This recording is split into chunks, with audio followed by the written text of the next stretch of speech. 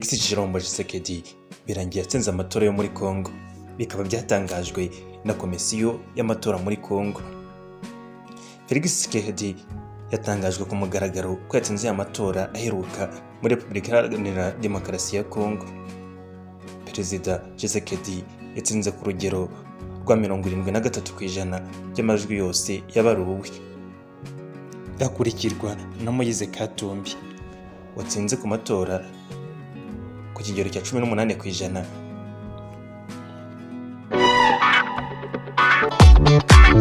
Ibyavuye mu ikinamico y'amatora muri Congo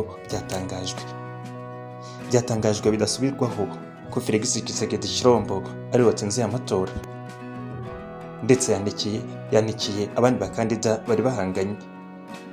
Ubu Felix Tshisekedi agiye gukomeza kuba perezida wa Congo mu yindi manda. Yatsinze amatora ku rugero rwa 73% by'amajwi yose yabaruwe. Felix Tshisekedi yakurikiwe n'uwitwa Moise Katumbi watsinzwe kuri aya matora ku kigero cya 18% nk'uko byatangajwe mu majwi yose yabaruwe. Amatora yo muri Congo yabaye ku 20 z'ukwezi kwa 12 mu mwaka wa 2023. Yaranzwe n'inenge nyinshi ndetse anengwa n'abantu batandukanye. Ku isonga haraza Kiliziya Gatolika, ndetse hari n'abandi bagiye bayanenga. Hari indorerezi mpuzamahanga, abakandida bari bahanganye na Felix Tshisekedi, ndetse hakaba hitezwe ko hashobora kuba imidugararo n'imyigaragambyo itandukanye bitewe n'ibyavuye mu matora. Abari bahanganye na Felix Tshisekedi bagiye batangaza ko aya matora yibwe ndetse ko atagenze neza. Bimwe mu bintu byagiye bigaragara nk'inenge muri aya matora yabaye ku itariki 20 z'ukwezi kwa 12, naho wasanga imashini z'amatora zibereye mu ngo z'abantu, ndetse abandi ugasanga ntabwo batoye, abandi ngo zari zarapfuye.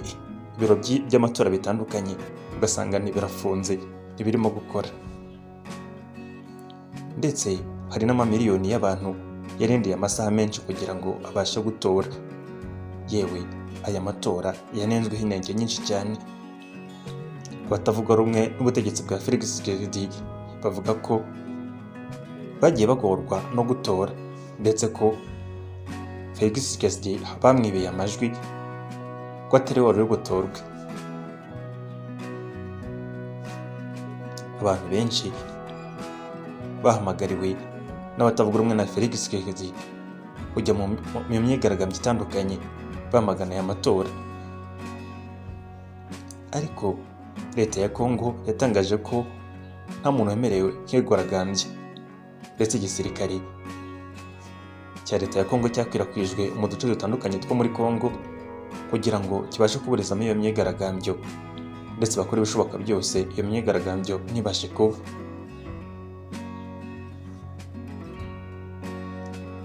Umukuru wa komisiyo y'amatora witwa Denis Kadima nawe yemereye ko hari bitaragenze neza muri aya matora, ndetse avuga ko nubwo bitagenze neza ariko ibyavuye mu matora bigomba kwemerwa.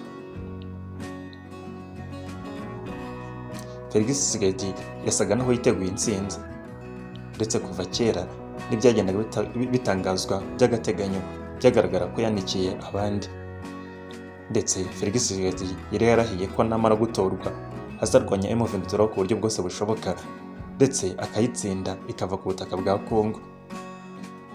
Felix Tshisekedi mu minota mike kimara gutorwa ndetse n'intsinzi ikimara gutangazwa yashimiye abamutoye bose, ndetse avuga ko aya matora yagenze neza.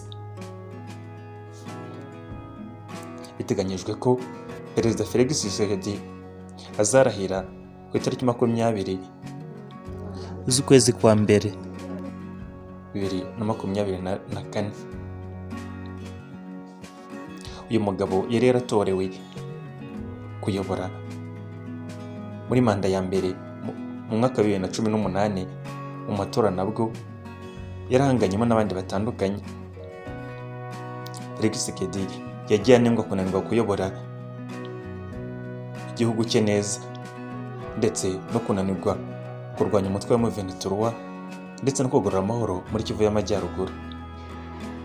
Felix Tshisekedi agiye kuyobora manda ya kabiri, ndetse iyi manda azayiyobora bimugoranye kubera ko nyine hari abenshi batanejejwe n'ibyavuye mu matora, ndetse hakaba hitezwe ko hashobora kuzaba imyigaragambyo itandukanye ndetse n'ibyavuye mu matora ntibashe kwemerwa neza, kubera ko hari n'abagaragaje ko bazarega cyangwa se bakigaragambya bitewe n'ibyavuye mu matora kuko bavuga ko atagenze neza.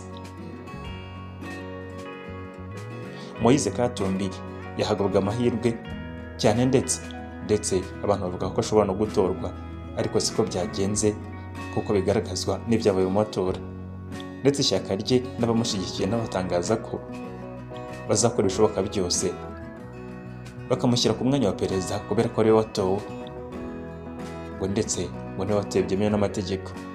Ariko hagati aho mu gace akomokaho ingabo zarahoherejwe za Kongo kubungabunga amahoro ndetse no gukora ibishoboka byose ngo babashe kuburizamo imyigaragambyo ishobora kuvuga nyuma y'amatora. Felix Tshisekedi abaye perezida wa Kongo ugiye kuyobora manda ya kabiri. Yaba yitezweho iki? Tubihanga amaso, ariko icyo nzi cyo nuko yarahiye kazarwanya M23 ku buryo bwose bushoboka.